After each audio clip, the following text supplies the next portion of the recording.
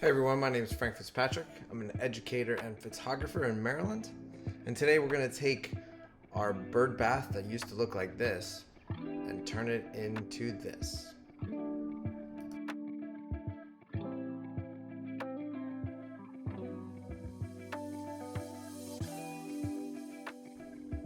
Step one of this project is to clear out our old fire pit that we hardly ever used to make room for our new pond. These stones are going to be reused for this project and around the backyard.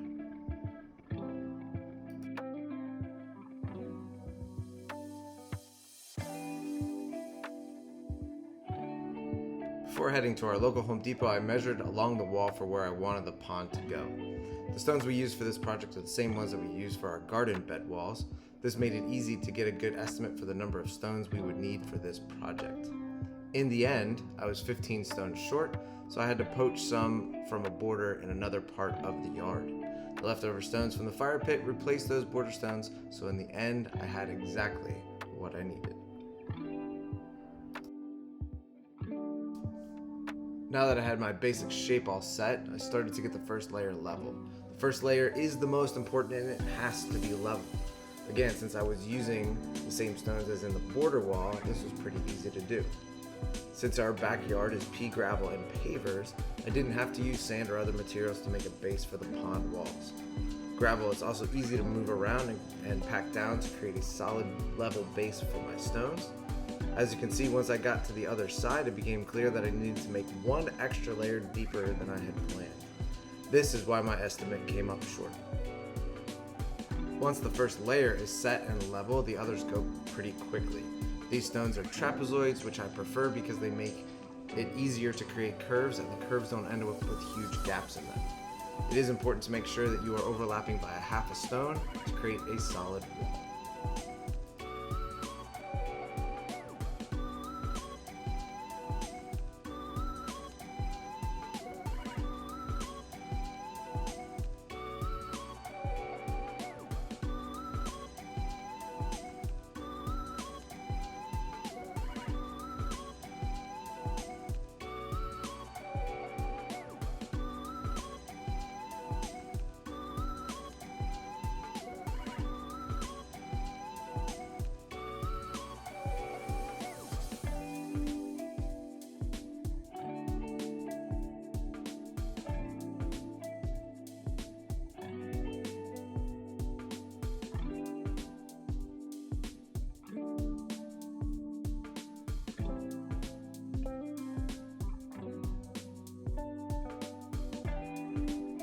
Because of the overlapping stones, we need to cut some half-size pieces to fill in the gaps. Cutting these stones is pretty easy. I use a large brick chisel and it takes just a couple of hits with a regular hammer and the stone will split. I use the same chisel to build the garden walls. Brick chisels are an easier and cheaper option than using a saw with a stone blade, plus there is no dust to clean up.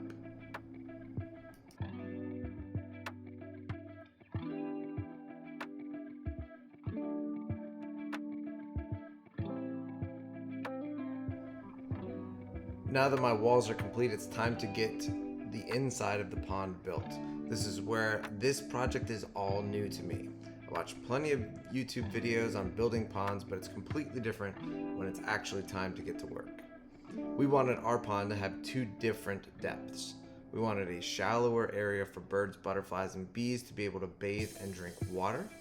We also wanted a deeper area that can support aquatic plants and hold water for our solar pumps and fountains. Moving water is more attractive for birds and wildlife, plus moving water is also a deterrent to those insects that we don't want using the pond, like mosquitoes.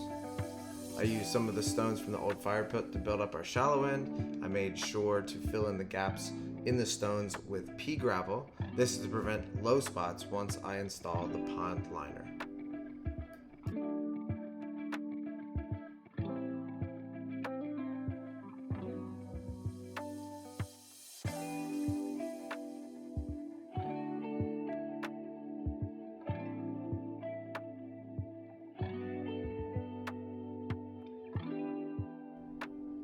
Once I was happy with the insides of my pond, it's time to install the pond liner.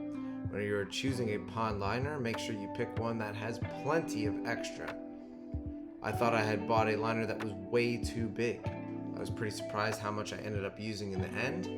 A larger pond liner will also make it a little easier for you to work with, and you don't have to worry about not having enough or having to start your pond all over again.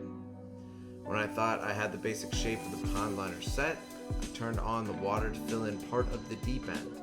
This would help hold it in place so I could focus on other parts of the pond. I added cuts in the liner that would make it easier for me to fold in the edges of the liner. These folds make it lay smoother in the pond and make it look better in the end.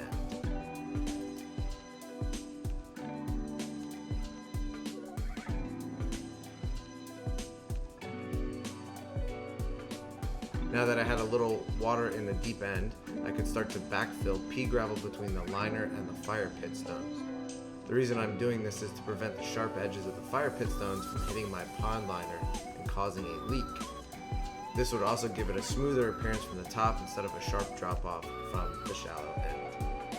The rest of the process is just making cuts, folding the liner, and doing my best to get the best fit for my pond. This takes patience and more time than I thought it was going to.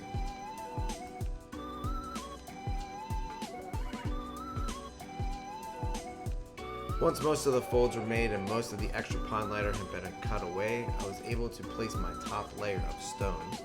This top layer will give me the final line that I would need to trim the pond liner down to its final size. As you can see, it still takes some patience and time to make those final folds in the liner.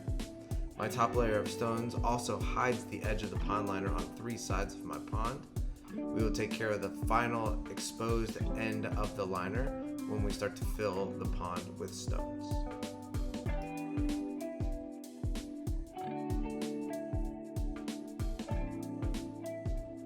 With the pond liner almost complete, it's time to get the inside of the pond ready for the wildlife that we would like to attract.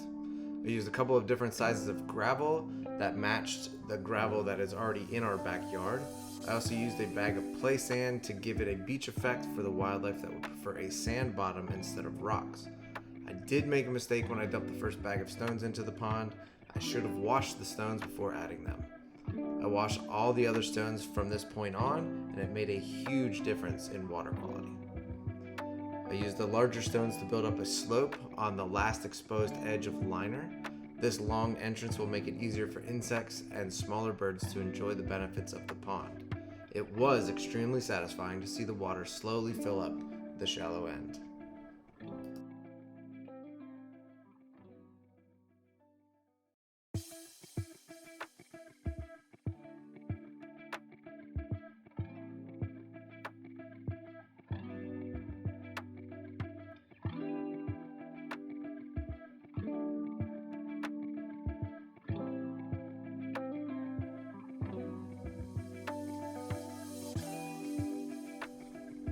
All that was left was to cut away the extra liner and add larger rocks into the shallow end for the birds to perch on when using the pond. These are just stones that we had in our backyard.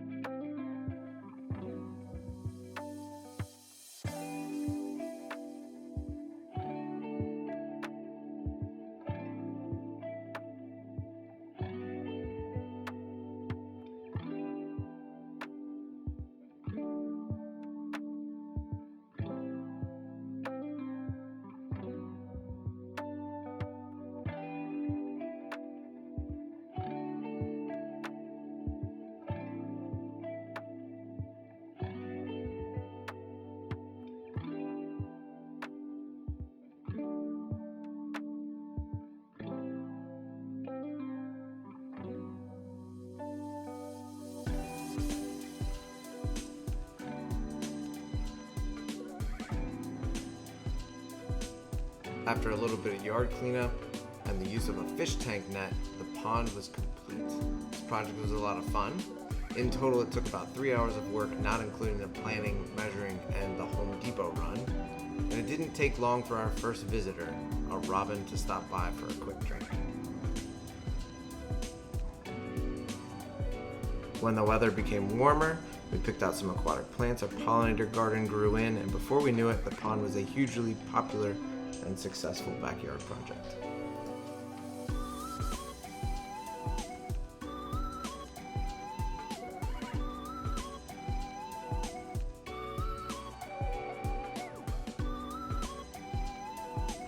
Thanks for watching our pond build video. If you enjoyed this project, please consider liking this video and possibly subscribing to this channel so you won't miss out on future content.